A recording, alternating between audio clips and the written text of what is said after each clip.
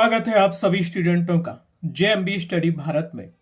तो आज हम स्टडी करते हैं अंगद सर के साथ कक्षा 9वीं की गणित के अध्याय 2 बहुपद का। ये बहुपद का फर्स्ट पार्ट है जिसमें हम जानेंगे बहुपद की बेसिक अवधारणाएं, जैसे चर व अचर क्या है, बहुपद क्या है, ये कितने प्रकार के होते हैं और महत्वपूर्ण सर्वसमीकरण आदि के बारे में जानेंगे इस पार्ट में। तो सबसे पहले हम देखेंगे बहुपद अर्थात पॉलिनोमियल्स में चर को इंग्लिश में वेरिएबल्स कहते हैं। और ये चर क्या कहलाते हैं? चर अपना मान बदलते रहते हैं। जैसे कि अंग्रेजी के जो स्मॉल लेटर होते हैं एक्स से लेकर जेड तक सभी वो चर कहलाते हैं। जैसे x, y, z, u, v, डब्ल्यू, पी आदि, मतलब सभी स्मॉल लेटर अंग्रेजी के चर कहलाते हैं। चर हमेशा अपना मान बदलते रहते हैं। ठीक है, अब हम देखेंगे अचर। अचर को हम कहते हैं इंग्लिश में कांस्टेंट, और अचर कहलाते हैं जैसे 0, 1, 2, 3 एंड सो ऑन अनंत तक। अचर अपना मान कभी नहीं बदलते। अचर मतलब एक है तो एक ही रहेगा, 0 है तो 0 ही रहेगा, 2 है तो 2 ही रहेगा। ये क्या कहलाते हैं? अचर। अब चर अपना मान हमेशा बदलते रहते हैं, लेकिन अचर अपना मान कभी नहीं बदलते। अंतर तो आप लोगों को समझ में आ गया होगा, चर क्या कहलाता है, अचर क्या कहलाता है। ठीक है, तो अब आगे चलते हैं। अब हम जानेंगे बहुपद के बारे में। बहुपद क्या कहलाता है या कितने प्रकार के होते हैं। बहुपद की परिभाषा हम दो प्रकार से दे सकते हैं। जैसे आप देखते हो बहुपद को हम पॉलिनोमियल्स कहते हैं इंग्लिश में। और बहुपद की पहली परिभाषा है ऐसा बीजीय व्यंजक जिसमें चर की घात एक धनात्मक पूर्णांक हो, उसे बहुपद कहा जाता है। चर की घात क्या होना चाहिए? एक धनात्मक पूर्णांक हो, उसे बहुपद कहेंगे। और सेकंड परिभाषा हमें दी है ऐसा बीजीय व्यंजक जिसमें प्रत्येक चर का घात एक पूर्णांक संख्या हो, उसे बहुपद कहते हैं। पहली परिभाषा में बताया गया है कि चर की घात एक धनात्मक पूर्णांक हो, और दूसरी परिभाषा में बताया गया है कि चर की घात एक पूर्ण संख्या हो, उसे बहुपद कहते हैं। बहुपद होने के लिए कम से कम 3 शर्तों का होना आवश्यक है। पहला, चर की घात धनात्मक पूर्णांक हो या पूर्ण संख्या हो। दूसरा, चर की घात ऋणात्मक ना हो।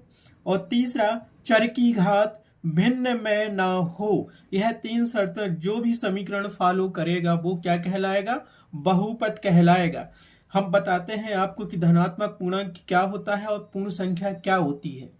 ठीक है, जैसे कि हम यहाँ देखते हैं, यह क्या है? एक नंबर लाइन है, इसे हम संख्या रेखा कहते हैं। क्या है ये? संख्या रेखा। ये संख्या रेखा है।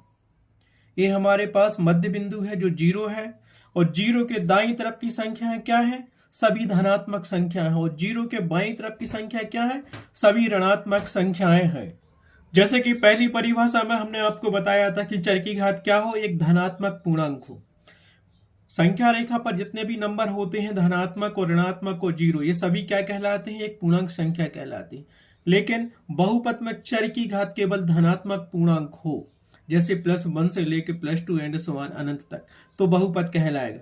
दूसरी परिभाषा ये थी कि चर की घात एक पूर्ण संख्या हो। और पूर्ण संख्या क्या कहलाती है? पूर्ण संख्या 0 से लेके धनात्मक दिशा में अनंत तक जाती है। जितनी भी धनात्मक संख्या होती हैं 0 से लेके वे पूर्ण संख्याएं कहलाती हैं। अतः 0 से लेके अनंत तक जाने वाली संख्याओं की घात अगर चर के ऊपर होती है तो वह बहुपद कहलाता है। समझ में आ गया आप सभी को? हम देखते हैं बहुपद के कुछ एग्जाम्पल। ठीक है, जैसे हम देखते हैं बहुपद के कुछ एग्जाम्पल। पहला एग्जाम्पल दिया है x² + 2x + 1। यहां देखिए आप, चर की घात कितनी है? चर क्या है? x है। और यहां चर की घात जो उच्चतम घात है कितनी है? 2 है। तो ये धनात्मक है। और यहाँ x के ऊपर कोई घात नहीं लगी, तो इसका मतलब होता है x के ऊपर 1 की घात लगी है, ये भी धनात्मक है। तो याद रखना बहुपद की शर्त क्या थी?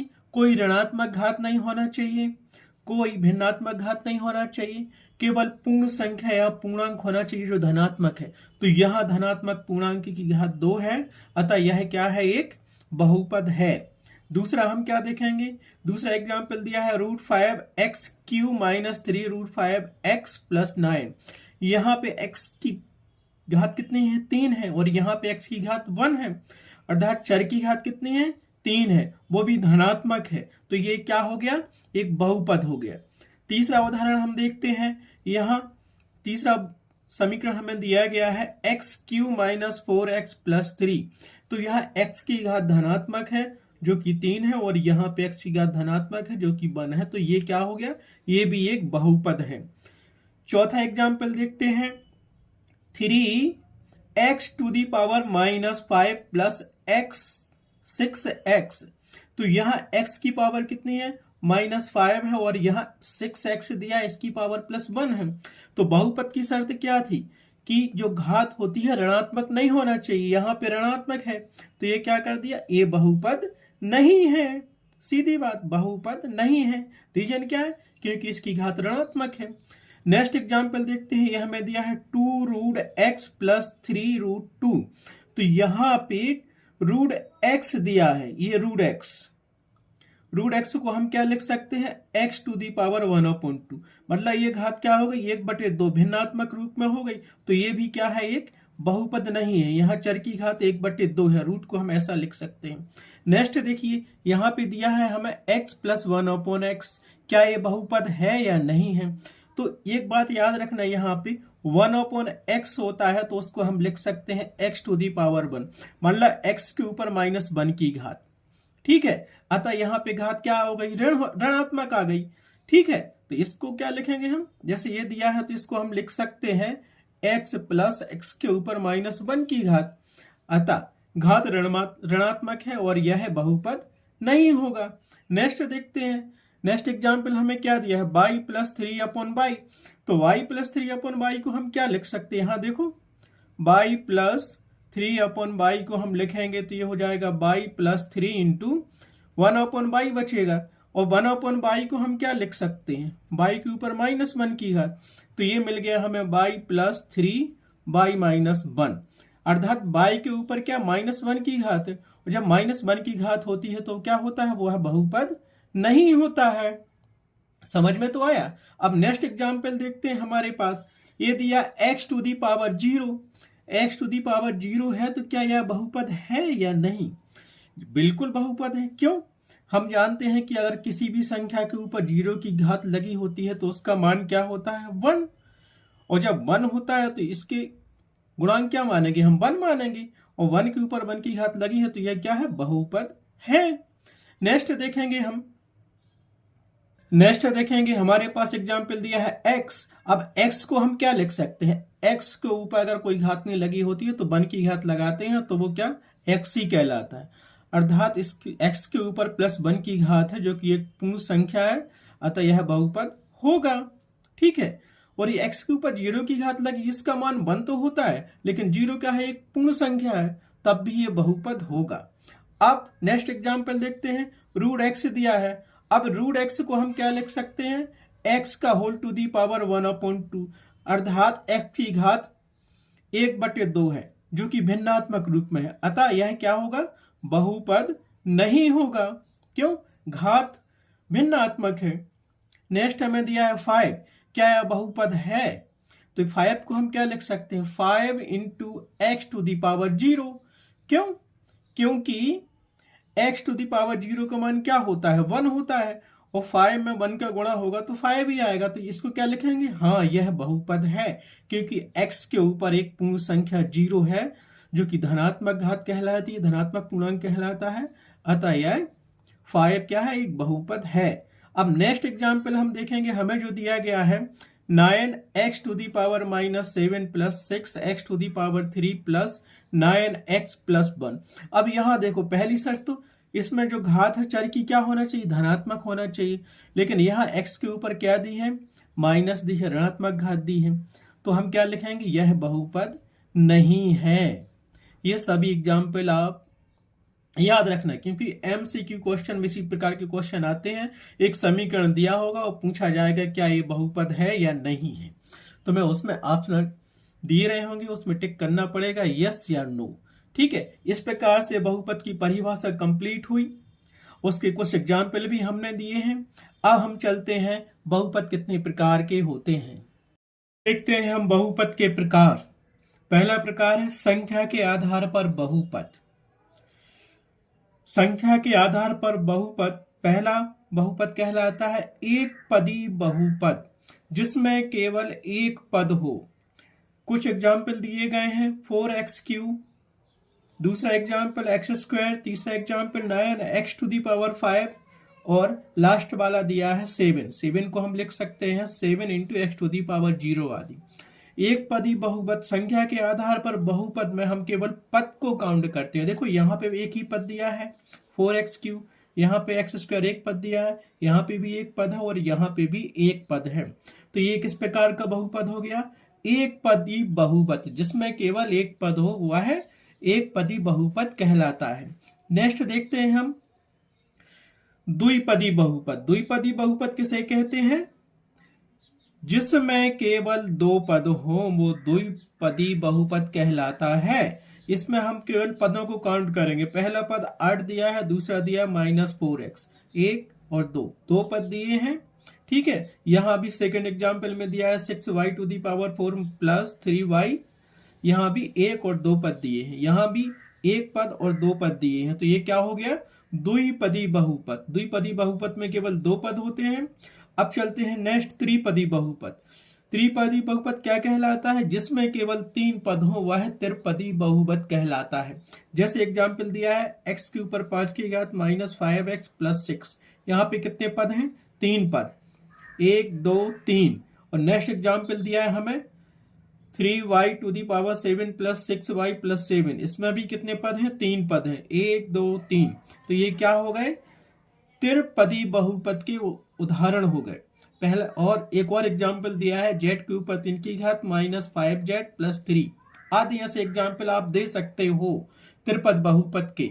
इसी प्रकार हम एक बहुपद और देखेंगे जो बहुत इंपॉर्टेंट है, शून्य बहुपद। शून्य बहुपद किसे कहते हैं, जिसके सभी गुणांक शून्य हो, उसे हम शून्य बहुपद कहते हैं। इसे हम कुछ एग्जाम्पल से समझेंगे। जैसे पहला एग्जाम्पल दिया है 0 × x के ऊपर 4 की घात -0 × x के ऊपर 3 की घात -0 × x + 0। तो यहाँ पे क्या है, x⁴ का गुणांक 0 है, x³ का गुणांक भी 0 है, x का गुणांक भी 0 है और ये भी 0 है। तो ये क्या हो गया, शून्य बहुपद। अर्थात हम कह सकते हैं कि जब भी किसी बहुपद के गुणांक शून्य हो या किसी समीकरण के सभी गुणांक शून्य हो, शून्य बहुपद कहलाता है। नेक्स्ट एग्जाम्पल देखिए 0 × t² + 0 × t - 0, इसमें अभी t² का गुणांक शून्य है, t का गुणांक शून्य है और लास्ट में 0 है आदि। क्या हो गया, ये शून्य बहुपद के गुणांक हो गए। अब गुणांक क्या कहलाते हैं, गुणांकों की हम कुछ एग्जाम्पल देकर समझाते हैं आपको। अब हम देखते हैं कि गुणांक क्या कहलाते हैं। गुणांक को इंग्लिश में हम कोएफिशिएंट कहते हैं। जैसे पहला एग्जाम्पल दिया है 5x³ - 3x² + x + 3। इसमें क्या करेंगे, देखो x³ x² x, जहां सिंगल x लिखा है उसको x के ऊपर 1 की घात लगा सकते हैं। ठीक है, और जहां 3 लिखा है इसको हम लिख सकते हैं x × x के ऊपर 0 की घात, क्योंकि x⁴ बराबर होता है 1, ऐसा तो हम लिख सकते हैं। अब देखो उसने पूछा कि x³ का गुणांक क्या है, तो चिन्ह सहित लेते हैं। प्लस होता है तो हम लगाते नहीं है, माइनस होता है तो उस संख्या के आगे माइनस लगाते हैं। तो x³ का गुणांक क्या होगा, 5 होगा। इसी प्रकार x² का गुणांक क्या होगा, -3 होगा।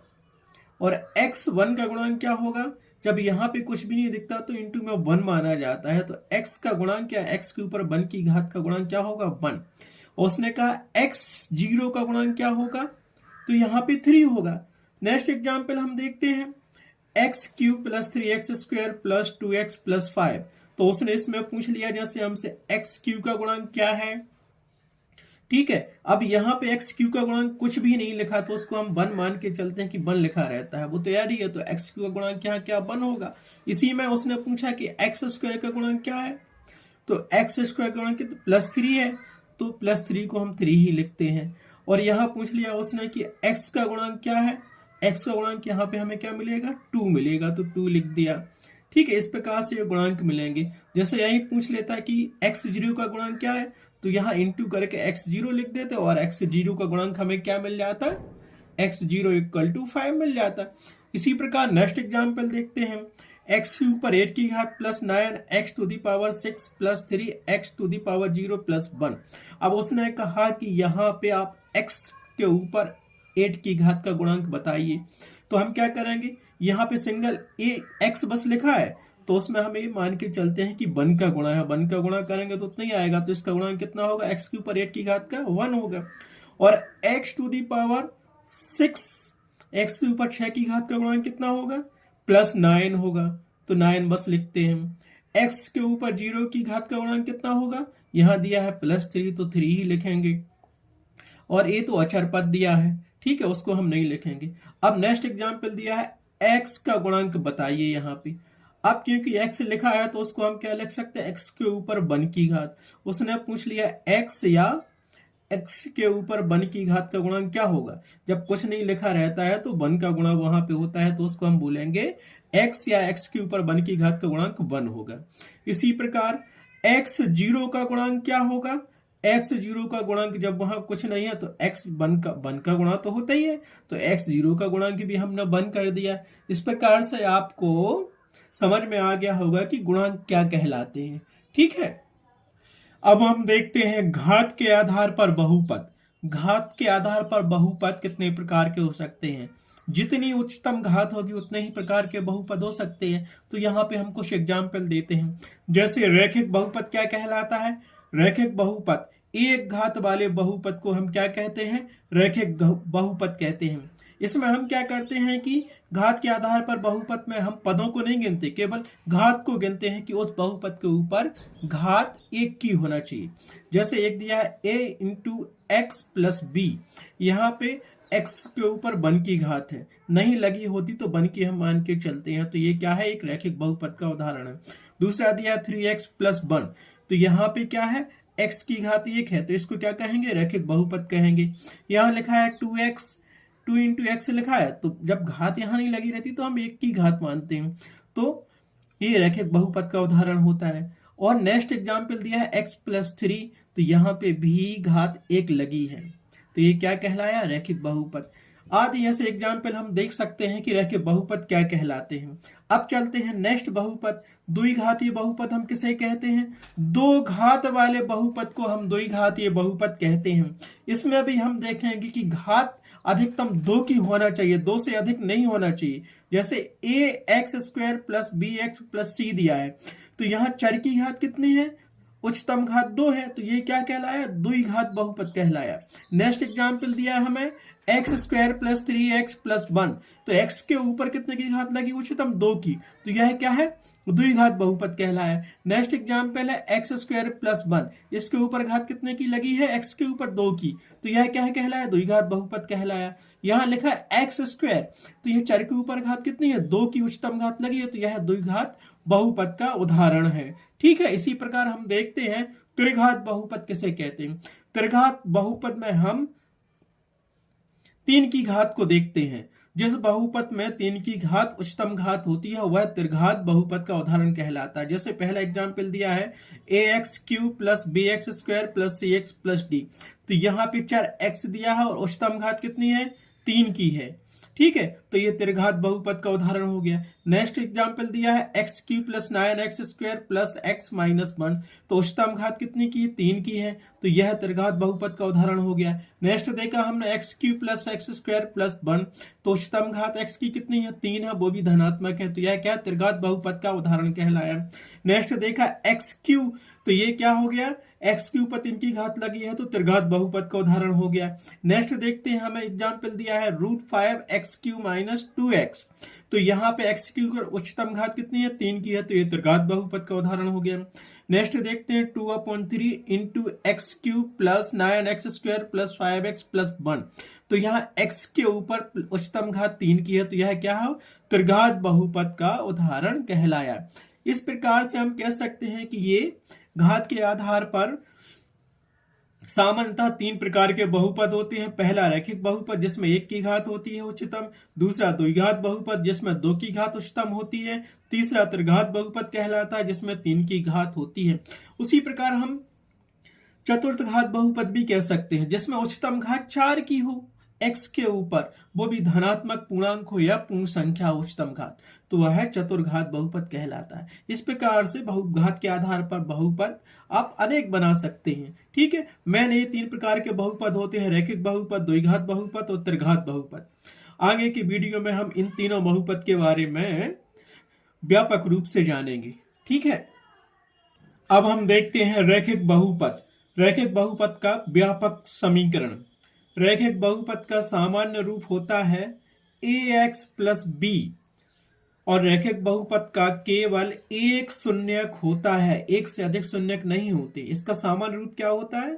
ax प्लस b होता है रैखिक बहुपद का। इसका मतलब होगा घात एक ही की रहेगी इसको, तो उसको एक की घात रहती तो हम लिखते नहीं है एक की घात को। ठीक है, और इसका शून्यक क्या होता है रैखिक बहुपद का? माइनस बी अपॉन ए। बी अपॉन ए यहाँ पे क्या होते हैं? यहाँ x का गुणांक ये दिया है a और ये अचर गुणांक दिया है b ऊपर। ठीक है, अब शून्यक क्या कहलाते हैं? शून्यक की परिभाषा क्या होती है? शून्यक एक ऐसी संख्या है जिसका मान बहुपद में रखने पर बहुपद का मान क्या हो जाता है? शून्य हो जाता है। बहुपद ये दिया हमें रैखिक बहुपद एक, अगर इसमें हम x का मान निकालेंगे माइनस बी अपॉन ए और ये इसमें रखेंगे तो इसका मान क्या हो जाएगा? शून्य हो जाएगा। कुछ एग्जाम्पल दिए गए हैं, इससे समझते हैं हम। जैसे पहला एग्जाम्पल हमें दिया गया है 2x प्लस 3, तो x की घात यहाँ पे 1 है। अगर इस बहुपद का कंपेयर हम इससे करेंगे तो क्या मिलेगा? ax प्लस b, तो a का मान मिल गया यहाँ से 2 और b का मिल गया हमें 3, और इसमें मान रख देंगे b अपॉन a का मान। तो यहां से हम देखते हैं, देखो तो यहां हम ये 2x प्लस 3 इसका कंपेयर ax प्लस b से करेंगे तो यहां क्या मिलेगा? a बराबर मिलेगा 2 और b बराबर मिल जाएगा हमें 3, और हम जानते हैं कि x बराबर इसका शून्य क्या होता है? माइनस b अपॉन a, तो रख दो इसमें b और a की वैल्यू। माइनस तो यूं कहते हैं, b का मान हमारे पास 3 है और a का मान हमारे पास क्या है? 2। ठीक है, अब b अपॉन ये रख दो इस समीकरण में जो हमारे पास दिया गया, इसी को कहते हैं x का मान। x का मान हमने क्या निकाल लिया? x बराबर निकाल लिया हमने -3 अपॉन 2। -3 अपॉन 2 ये क्या होगा? इसका एक शून्यक होगा। अब ये मान अगर हम इस समीकरण में रखेंगे ना तो इसका मान क्या हो जाएगा? शून्य। देखो रखो, 2 इंटू एक्स का मान हमने क्या निकाला? -3 अपॉन 2, और ये प्लस 3 था ही। ठीक है, तो ये 2 तो कट गया, क्या बचा हमारे पास? -3 और +3, तो +3 में से -3 गया तो 0, आ गया शून्य।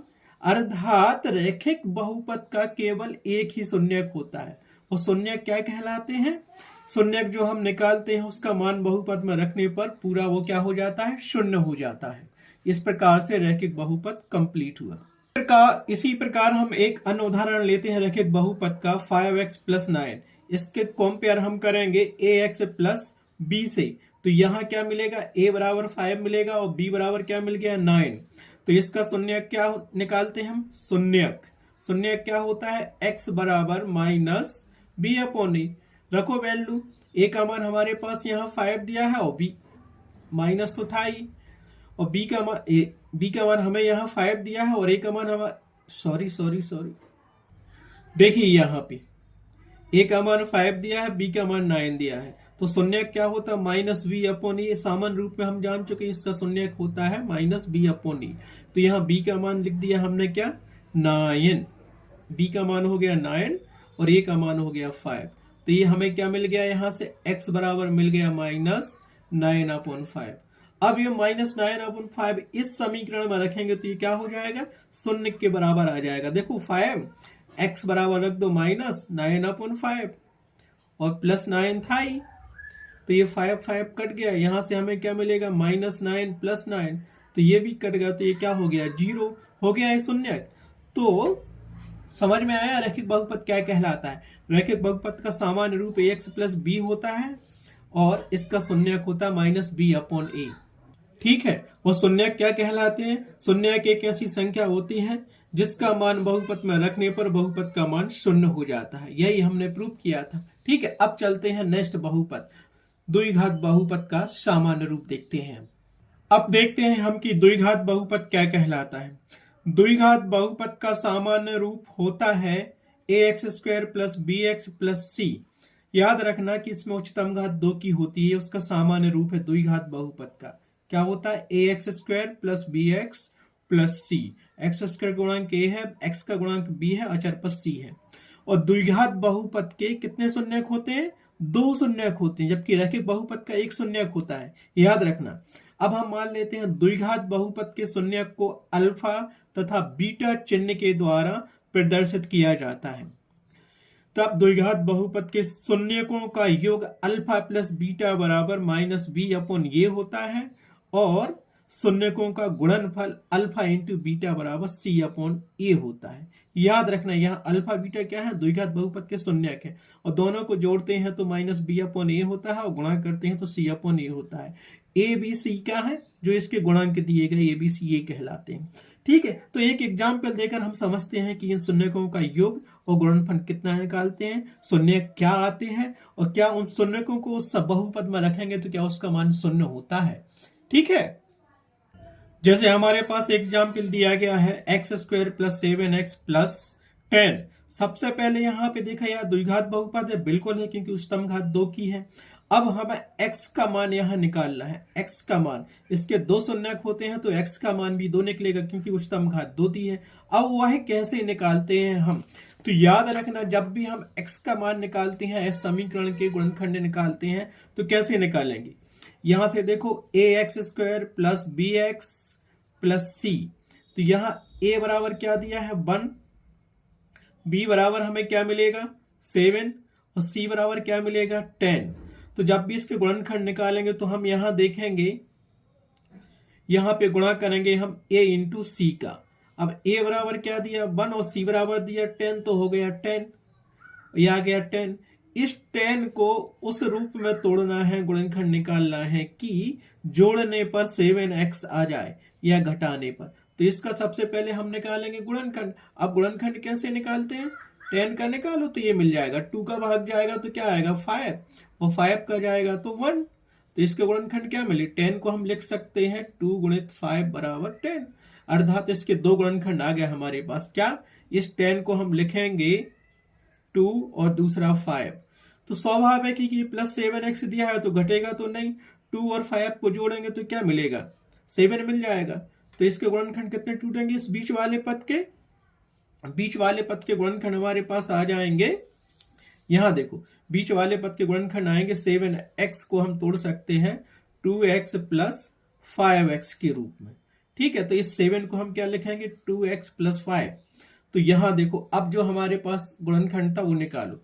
तो यहां से हमने किया x² प्लस 7x को लिख दिया हमने 2x प्लस 5x, और प्लस 10 जो कहते हैं लिख दिया हमने। तो यहां देखा, इन दो पदों में से कॉमन क्या निकल रहा? x निकल रहा, निकाल लिया। यहाँ x बचा और ये प्लस 2 बचा, प्लस किया।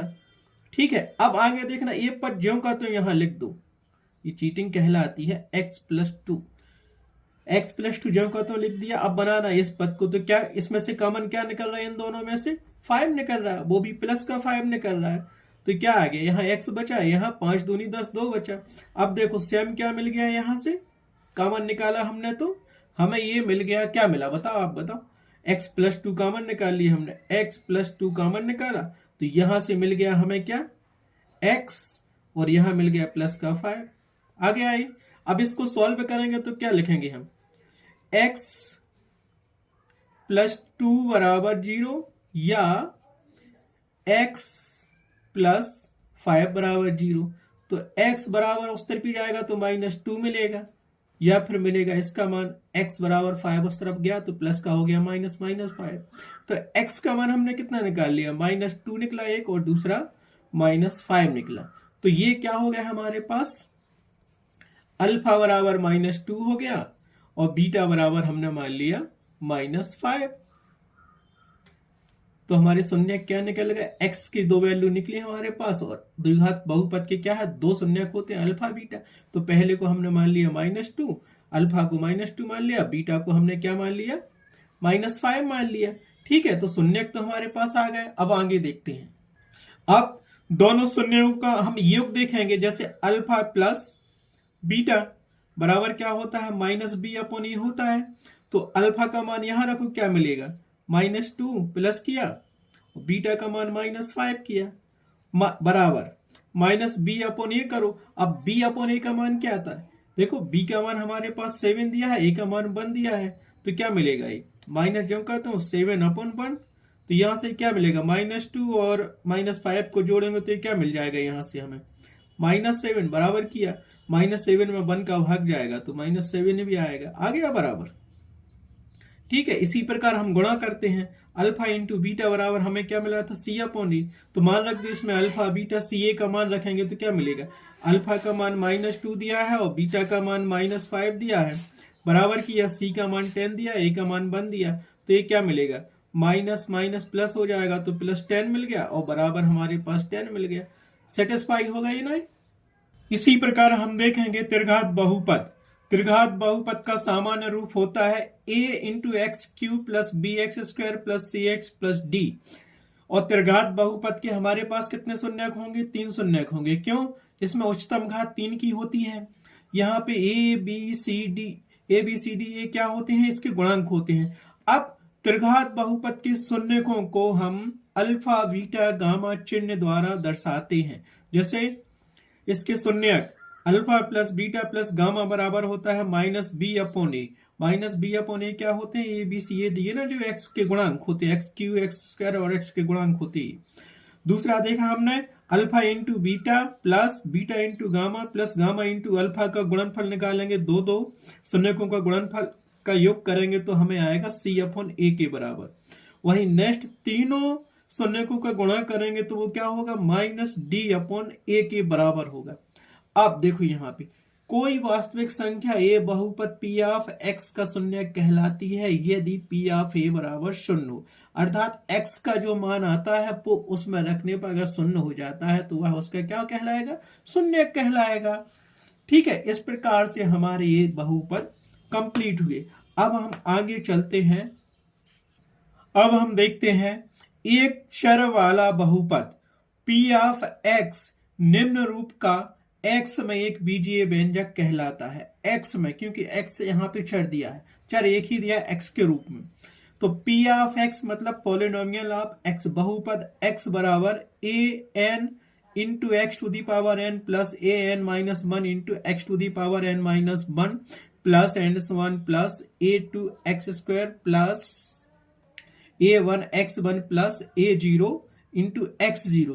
ध्यान देना, जब यहाँ पे n है तो n की घात लगी x पे, जब यहाँ पे n-1 है तो यहाँ पे x के ऊपर n-1 की घात लगी, यहाँ पे 2 है तो x के ऊपर 2 की घात, यहाँ पे 1 है तो x के ऊपर 1 की घात, यहाँ पे 0 है तो x के ऊपर 0 की घात लगी। अब यहाँ देखो, जहाँ a1 a2 a3 and so on a या a0 ये क्या कहलाते हैं, अचर पद हैं, और ये an does not equal to 0, 0 के बराबर नहीं होता। अगर ये 0 हो जाएगा तो क्या करेंगे, वो बहुपद नहीं रहेगा, an 0 तो होगा ही नहीं। तो ये क्या कहलाते हैं, a1 a2 a3 and so on an अचर कहलाते हैं। वहीं पे a0 a1 a2 and so on an क्रमशः x0 x1 x² and so on xn के गुणांक कहलाते हैं। जैसे x0 का गुणांक क्या करेंगे, a0 होगा, x1 का गुणांक क्या होगा, a1 होगा, x² का गुणांक क्या होगा, a2 होगा, x⁴n-1 का गुणांक क्या होगा, an-1 होगा, x⁴n का गुणांक क्या होगा, an होगा। समझ में आया। जहां n क्या कहलाता है, n बहुपद की घात कहलाता है, याद रखना। इस प्रकार एक चर वाला बहुपद का ही हमने आपको एग्जाम्पल दिया है, और इसमें हमने बताया है कि a0 a1 a2 क्या होते हैं, इसके गुणांक होते हैं, और x0 x1 x2 क्या होते हैं, ये चर है। अब हम देखते हैं बीजीय सर्व समीकरण, जिसे इंग्लिश में हम कहते हैं अलजेब्रिक आइडेंटिटी। या तो इनको क्रम से याद रखो कि कौन सी सर्व समीकरण क्या है, या फिर पूरी सर्व समीकरण को ही याद रखो। तो पहली सर्व समीकरण या फर्स्ट आइडेंटिटी क्या होती है, आप देखिए यहाँ पे ये इन सवालों को हल करने में महत्वपूर्ण भूमिका निभाती है। पहली आइडेंटिटी हमारे पास है x प्लस बाई का whole square, x plus y का होल स्क्वायर बराबर क्या होता है, याद रखना x प्लस बाई का होल स्क्वायर बराबर होता है x square plus 2x y plus y square. पहली आइडेंटिटी हमारे पास हो गई, पहली सर्व समीकरण x प्लस वाई का होल स्क्वायर बराबर x square plus 2 into x into y plus y square, अर्थात x square plus 2x y plus y square. इसको याद रखना। अब देखते हैं हम सेकेंड आइडेंटिटी क्या है हमारी।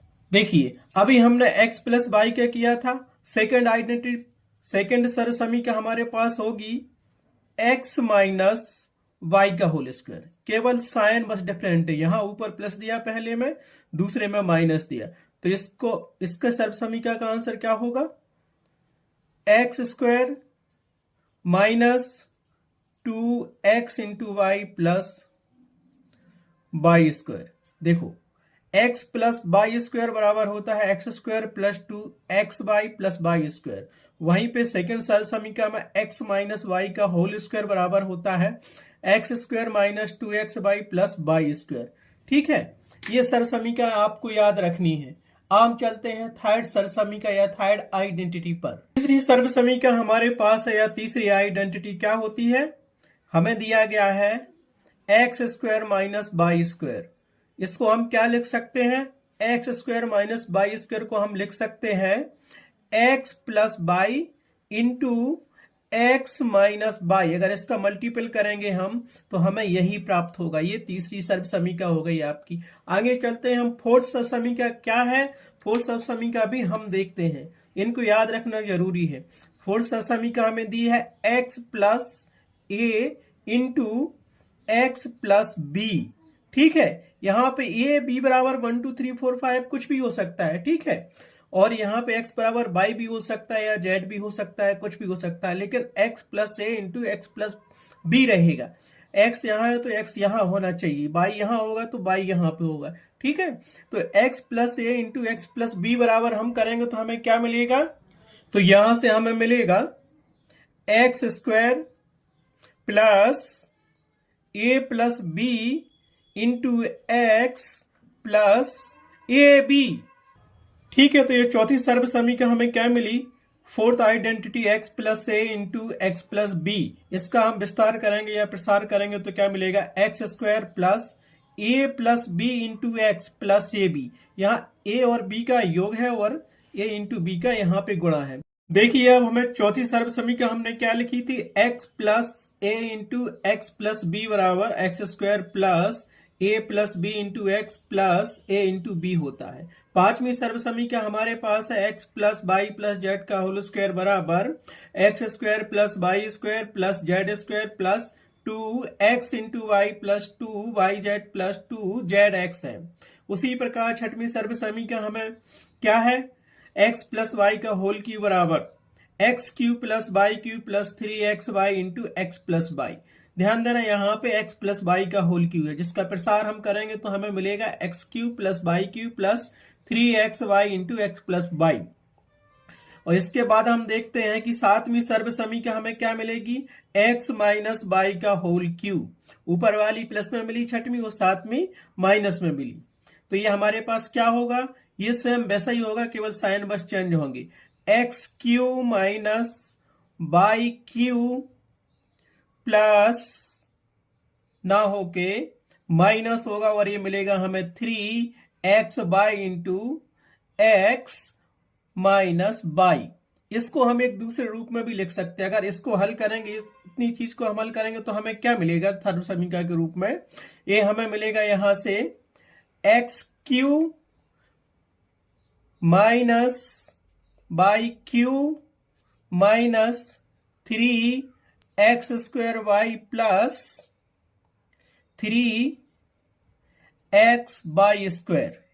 याद रखना यहाँ पे 3x वाई स्क्वायर प्लस का, इसको भी कर सकते थे, इसको भी हम हल करेंगे तो क्या मिलेगा, सारे प्लस में मिलेंगे, x cube plus y cube plus 3x square y plus 3xy, लेकिन यहाँ माइनस था ना, इसलिए हमें दो माइनस के पद मिले हैं और एक प्लस का टर्म मिल गया है। अब चलते हैं हम आठवीं सर्व समीकरण। आठवीं सर्व समीकरण क्या है आगे हम देखते हैं। अब देखिए आठवीं सर्व समीकरण हमें क्या मिलेगी, आठवीं आइडेंटिटी, ये हमारे पास है x cube plus y cube plus z cube minus 3xy z बराबर क्या मिलेगी, ये देखते हैं हम इसका प्रसार क्या निकाला हमने। बराबर मिलेगा हमें x plus y plus z कोष्टक बंद और नया कोष्टक स्टार्ट, ये मिलेगा हमें x square plus y square plus z square minus x y minus y z minus z x कोष्टक बंद। ठीक है, ये सर्व समीकरण हमको मिल गई। आठवीं सर्व समीकरण क्या होती है, x cube plus y cube plus z cube minus 3xy z बराबर x plus y plus z into x square plus y square plus z square minus x y minus y z minus z x. इस प्रकार से आठवीं सर्व समीकरण complete हुई। अब हम देखते हैं नौवीं सर्व समीकरण। नौवीं सर्व समीकरण हमें क्या मिलेगी, x cube plus y cube बराबर क्या होता है, x cube plus y cube बराबर हमें मिलता है x plus y into x square minus x y plus y square. ठीक है, ये हमारे पास 9th सर्व समीकरण हो गई। उसी के बाद हम देखेंगे 10वीं सर्व समीकरण या 10th आइडेंटिटी क्या होती है। सो 10th आइडेंटिटी या 10वीं सर्व समीकरण x cube minus y cube. नौवीं क्या थी, साइन प्लस था, x cube plus y cube था। 10वीं में हमें क्या मिला, x cube minus y cube. तो इसका हल क्या होगा, x cube minus y cube बराबर हमें मिलेगा x minus y into x square plus x y plus y square. ठीक है, 9वीं 10वीं से हमें केवल साइन का चेंज है, जब प्लस साइन दिया तो यहाँ पे माइनस का एक्स वाई है और जब माइनस साइन दिया तो यहाँ प्लस का x y. X cube plus y cube बराबर होता है x plus y into x square minus x y plus y square. वहीं पे x cube minus y cube बराबर होता है x minus y into x square plus x y plus y square होता है। सर्व समीकरण को देखते हैं। लास्ट सर्व समीकरण क्या कहती है हमारे पास, ध्यान दिया, हमें 11वीं सर्व समीकरण क्या दी गई है, यदि x plus y plus z बराबर 0 हो तो x cube plus y cube plus z cube बराबर 3xy जेड होता है। ये हमारी कौन सी सर्व समीकरण है, ये इसको हमने 11वीं सर्व समीकरण मान लिया है। ठीक है, यदि x plus y plus z बराबर 0 हो तो। अब ध्यान दीजिए 9वीं सर्व समीकरण हमें क्या दी है, x cube plus y cube बराबर x plus y into x square minus x y plus y square. 10वीं सर्व समीकरण हमारे पास है x cube minus y cube बराबर x minus y into x square plus x y plus y square. 11वीं सर्व समीकरण हमें क्या दी है, यदि x plus y plus z बराबर 0 हो तो x cube plus y cube plus z cube बराबर 3xy जेड होगा। इस प्रकार से ये सर्व समीकरण कंप्लीट हुई। चाहे इन्हें सर्व समीकरण कहो या सूत्र कहो, इनको याद करना जरूरी है क्योंकि इनमें से एमसीक्यू क्वेश्चन भी आते हैं और प्रश्नों को हल करने में ये सूत्र महत्वपूर्ण भूमिका निभाते हैं। इस प्रकार से बहुपद की बेसिक इंफॉर्मेशन का ये वीडियो कंप्लीट हुआ। नेक्स्ट वीडियो में हम देखेंगे प्रश्नावली 1.1।